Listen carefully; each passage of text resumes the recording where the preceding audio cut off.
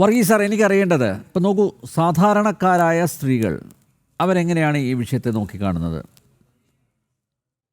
ഞങ്ങളുടെ പ്രതിനിധികൾക്ക്, അതായത് സ്ത്രീകളുടെ പ്രതിനിധികൾക്ക്, അവർക്ക് പാർലമെൻറ്റിലും അതുപോലെ നിയമസഭയിലും 33% സംവരണം. ഞങ്ങളുടെ ഇടയിൽ നിന്ന് കടന്നു വരേണ്ടവർ പാർലമെൻറ്റിലേക്കും അതുപോലെ നിയമസഭയിലേക്കും ഒക്കെ ആ ഒരു സംവരണം അട്ടിമറിച്ച ഒരു മുന്നണി മുന്നണി, ഇന്ത്യ സഖ്യം അല്ലേ? അവർക്കിതൊന്നും അറിയില്ലല്ലോ. ഇപ്പം നിങ്ങൾ ആരോപിക്കുന്നത് പോലെ, ആക്ഷേപിക്കുന്നത് പോലെ ഈ വനിതാ സംവരണത്തിൻ്റെ മറവിൽ മണ്ഡല പുനർനിർണയം നടത്തി രാഷ്ട്രീയ ലക്ഷ്യം നേടുക എന്നൊരു ഉദ്ദേശം, രാഷ്ട്രീയ ലാഭം ഉണ്ടാക്കുക, അതാണ് അജണ്ട. NDAയുടെ ദേശീയ ജനാധിപത്യ സഖ്യത്തിൻ്റെ അജണ്ട എന്നൊക്കെ ഒരുപക്ഷെ നിങ്ങൾക്ക് ചർച്ച ചെയ്യാം, നിങ്ങൾക്ക് നിങ്ങളുടെ അഭിപ്രായമായിട്ട് അവതരിപ്പിക്കാം. പക്ഷേ സാധാരണ സ്ത്രീകൾ ഒറ്റനോട്ടത്തിൽ എന്താ മനസ്സിലാക്കുക? ഇവർ തൊലച്ചു അല്ലേ? ഈ കോൺഗ്രസും അതുപോലെ കോൺഗ്രസിൻ്റെ ആ മുന്നണിയിലെ സഖ്യ കക്ഷികളൊക്കെ ചേർന്ന് വനിതാ സംവരണം അട്ടിമറിച്ചു എന്നല്ലേ കരുതുക? അല്ലാന്ന് പറയാൻ പറ്റുമോ? അനിലിന്റെ ആ ചോദ്യത്തിലേക്ക് വരുന്നതിന് മുമ്പ് ഇതുവരെ നടന്ന ചർച്ചകളോടുള്ള ചില പ്രതികരണം പറയാൻ ആഗ്രഹിക്കുന്നു. പ്ലീസ്. പ്രത്യേകിച്ചും സദാനന്ദ മാസ്റ്റർ പറയുണ്ടായി BJPയുടെ വർദ്ധിച്ചു വരുന്ന ഒരു ശക്തിയെക്കുറിച്ചൊക്കെ. പക്ഷേ ഈ വോട്ടെടുപ്പ് കാണിക്കുന്നത് രാജ്യത്തെ രാഷ്ട്രീയത്തിൽ വരുന്ന സമവാക്യങ്ങളുടെ മാറ്റമാണ്. NDA സഖ്യത്തിന് 293 അംഗങ്ങളുണ്ട്. ഇന്ന് ഈ ബില്ലിന് അനുകൂലമായിട്ട് വോട്ട് ചെയ്തത് കേവലം 278 പേരാണ്. 15 അംഗങ്ങൾ ഹാജരായില്ല. ഇന്ത്യ സഖ്യത്തിനാവട്ടെ ഒരാൾ പോലും മാറി നിൽക്കാതെ 211 വോട്ടുകൾ ലഭിക്കുകയും ചെയ്തു. എത്ര നേരിയ ഒരു ഭൂരിപക്ഷത്തിലാണ് 18ാം ലോക്സഭയിൽ BJP മുന്നോട്ട് പോകുന്നതെന്ന് ഇത് വ്യക്തമാക്കുന്നു. 17ാം ലോക്സഭയിൽ നിന്ന് വ്യത്യസ്തമായി BJPക്ക് ആഗ്രഹിക്കുന്ന പോലെ സാധിക്കുന്നില്ല. ഒരു രാഷ്ട്രം, ഒരു തെരഞ്ഞെടുപ്പ് എന്നുള്ള ബിൽ സെലക്ട് കമ്മിറ്റിക്ക് വിടേണ്ടി വന്നു, പാസ്സാക്കാൻ സാധിച്ചില്ല. BJP അവരുടെ ശക്തിക്ഷയം മനസ്സിലാക്കാതെയാണ് ഇത്തരം ദേശീയ താല്പര്യമുള്ള തീരുമാനങ്ങളായിട്ട് വരുന്നത്. ഇന്നലത്തെ ചർച്ചയിൽ പറഞ്ഞ ഒരു കാര്യവും ആഗ്രഹിക്കുന്നില്ല വീണ്ടും ആവർത്തിക്കാൻ, കാരണം നമ്മൾ 3 പേരും തന്നെയായിരുന്നു പാനലിസ്റ്റുകൾ. പക്ഷേ ഒരു നാഷണൽ കൺസെൻസസ് വേണ്ട സാഹചര്യത്തിൽ അത്തരം ഒരു കൺസെൻസസ് ഉണ്ടാവണമായിരുന്നു. രണ്ടാമതായിട്ട് അനിൽ പറയുണ്ടായി 50% എന്നുള്ള ഓരോ സംസ്ഥാനത്തിനും 50% സീറ്റുകൾ കൂടുമെന്ന് ഇന്ന് ആഭ്യന്തരമന്ത്രി പറയുണ്ടായി. വേണ്ടി വന്നാൽ ആ വാഗ്ദാനം എഴുതി തരാമെന്നും പറഞ്ഞു. പക്ഷെ ബില്ലിലെവിടെ? പാർലമെന്റ് അല്ലെങ്കിൽ ലോക്സഭ ഒരു ബില്ല് ചർച്ച ചെയ്യുമ്പോൾ ആ ബില്ലിന്റെ ഉള്ളടക്കത്തിന്റെ അടിസ്ഥാനത്തിലല്ലേ ചർച്ച ചെയ്യേണ്ടത്. ആ ബില്ലിൽ ഒരിടത്തും ഓരോ സംസ്ഥാനത്തിനും 50% കൂടുമെന്ന് പറഞ്ഞിട്ടില്ല.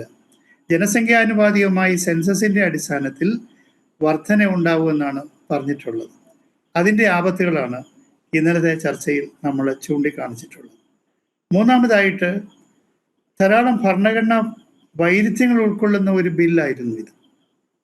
ഇവിടെ 1976 42ാം ഭരണഘടനാ ഭേദഗതിയുടെ അടിസ്ഥാനത്തിൽ നമ്മുടെ ലോക്സഭയിൽ വർദ്ധിച്ചു വരുന്ന അംഗങ്ങളുടെ എണ്ണത്തെ താൽക്കാലികമായിട്ട് നിയന്ത്രിക്കാൻ വേണ്ടി നമ്മളത് 543 അംഗങ്ങളായിട്ട് നിയന്ത്രിച്ചു. അത് ഒരു 25 വർഷത്തേക്കാണ് നമ്മൾ ആ തീരുമാനം എടുത്തത്. അതിനുശേഷം 2001 വരെ അത് നിലനിൽക്കുന്നു. 2001 ശ്രീ വാജ്പേയിയുടെ ഗവൺമെന്റ് വന്നപ്പോൾ അടുത്തൊരു 25 വർഷം കൂടി ഇത് തുടരട്ടെ എന്ന് തീരുമാനിക്കുന്നു. അന്നത്തെ തീരുമാനം അടുത്ത 25 വർഷം കഴിഞ്ഞതിന് ശേഷം ഡീലിമിറ്റേഷൻ മതി എന്നുള്ളതാണ്. അങ്ങനെ വരുമ്പോൾ 2026 സെൻസസിന്റെ അടിസ്ഥാനത്തിൽ ഉള്ള ഡീലിമിറ്റേഷന് മാത്രമേ ഭരണഘടനാപരമായ സാധ്യതയുള്ളൂ. അങ്ങനെ 84ാം ഭരണഘടനാ ഭേദഗതി നിലവിലിരിക്കവേ എങ്ങനെ 2011 സെൻസസിന്റെ അടിസ്ഥാനത്തിൽ ഡീലിമിറ്റേഷൻ നടത്തി വനിതാ പ്രാതിനിധ്യം കൊണ്ടുവരാൻ സാധിക്കും? അതുകൊണ്ട് തന്നെ ഇത് ഭരണഘടനാ ലംഘനം ഉൾക്കൊള്ളുന്ന ഒരു ബില്ലായിരുന്നു. മാത്രമല്ല 2026 സെൻസസിന്റെ അടിസ്ഥാനത്തിൽ ഡീലിമിറ്റേഷൻ നടത്തിയാൽ എപ്പോഴാണ് ഇത് നടക്കുന്നത്?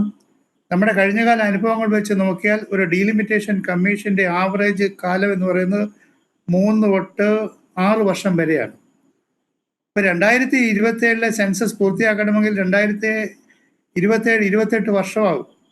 ആ 28ാം വർഷത്തിൽ അല്ലെങ്കിൽ അടുത്ത പാർലമെന്റ് ഇലക്ഷനിൽ ഒരു കാരണവശാലും ഈ വനിതാ സംവരണ ബിൽ നടപ്പാക്കത്തില്ല. കാരണം ഡീലിമിറ്റേഷൻ കമ്മീഷൻ അത് നിർണയിച്ച് മണ്ഡലങ്ങൾ നിർണയിച്ച് സ്ത്രീകൾക്ക് മത്സരിക്കാവുന്ന എണ്ണങ്ങൾ അല്ല സാർ, അതുകൊണ്ടല്ലേ 2026 തന്നെ അത് പാസ്സാക്കി തരണം എന്ന് അഭ്യർത്ഥിച്ചത്.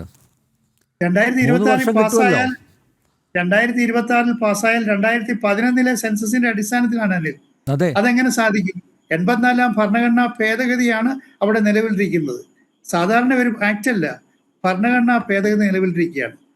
അങ്ങനെ 2028 തന്നെ ഈ സെൻസസിന്റെ അടിസ്ഥാനത്തിൽ കണക്കെടുക്കുക എല്ലാം പൂർത്തിയാക്കി കഴിഞ്ഞാലും പിന്നീട് ഈ ബില്ല് നടപ്പാക്കണമെങ്കിൽ 2032-33 നടക്കത്തില്ല. അതുകൊണ്ടാണ് ഹരിയ ആണെങ്കിലും ഞങ്ങളാണെങ്കിലും ചോദിക്കുന്നത്, എന്തിനാണ് ഇതിനെ സങ്കീർണമാക്കിയത്? ഒരു ലളിതമായ വനിതാ സംവരണ ബില്ലിനെ നിലവിൽ 3-ൽ കൊടുക്കാൻ എല്ലാവരും സമ്മതിച്ചിരിക്കുന്ന സാഹചര്യത്തിൽ എന്തിനാണ് അതിനെ മണ്ഡല പുനർനിർണയവുമായി കൂട്ടിക്കെട്ടി ഇത്ര സങ്കീർണമാക്കിയത്? BJP സ്നേഹിതന്മാർക്ക് തന്നെ അറിയാം, ഇത്രയും ഇത് സങ്കീർണമാക്കി കഴിഞ്ഞപ്പോൾ ഈ ബില്ലിനെ അനുകൂലിക്കുകയില്ലെന്ന്. സ്വാഭാവികമായിട്ട് ചരമടയുമെന്ന് എല്ലാവർക്കും അറിയാം.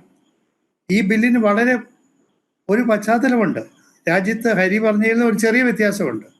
രാജ്യത്ത് ആദ്യമായിട്ട് വനിതകൾക്ക് 33% സംവരണം ഏർപ്പെടുത്തുന്നത് രാമകൃഷ്ണ ഹെഗ്ഡെ ഗവൺമെൻറ്റാണ്. കർണാടകത്തിലെ രാമകൃഷ്ണ ഹെഗ്ഡെ ഗവൺമെൻറ്റാണ്. അതിൽ ആകൃഷ്ടനായിട്ടാണ് രാജീവ് ഗാന്ധി പിന്നീട് രാജ്യവ്യാപകമാക്കി 73-74 ഭരണഘടനാ ഭേദഗതിയായി കൊണ്ടുവന്നത്. 96-ൽ ദേവഗൌഡാജിയുടെ നേതൃത്വത്തിലുള്ള UPA ഗവൺമെൻറ്റാണ് ആദ്യമായിട്ട് ഈ വനിതാ സംവരണ ബിൽ നിയമസഭയിലും പാർലമെന്റിലും കൊണ്ടുവരുന്നത്.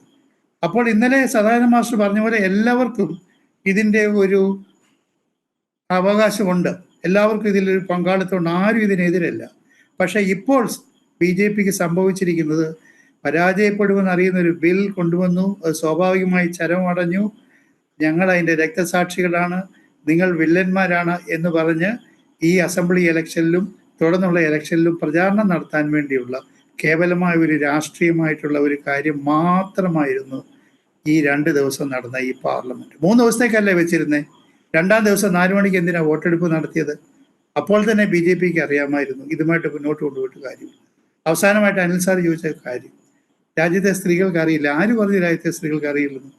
നമ്മുടെ രാജ്യത്തെ സ്ത്രീകൾ മഹാഭൂരിപക്ഷം നിരക്ഷര കുട്ടികളാണെങ്കിലും ഒരു പൊളിറ്റിക്കലായിട്ട് വളരെ എൻലൈറ്റൻഡ് ആണ്, പ്രബുദ്ധരാണ്. ഓരോ വോട്ടർക്കും തൻ്റെ രാഷ്ട്രീയവും തൻ്റെ രാജ്യത്തിൻ്റെ ഭാവി ഉത്കണ്ഠകളും തിരിച്ചറിയാം. അത്ര ഹൈലി പൊളിറ്റിക്കലാണ്. അതുകൊണ്ട് ഈ സ്ത്രീകൾക്കും അറിയാം, രാജ്യത്തെ സ്ത്രീകൾക്കും അറിയാം BJPയുടെ ആത്മാർത്ഥത ഇല്ലായിരുന്നു എന്നവർക്ക് മനസ്സിലാവും.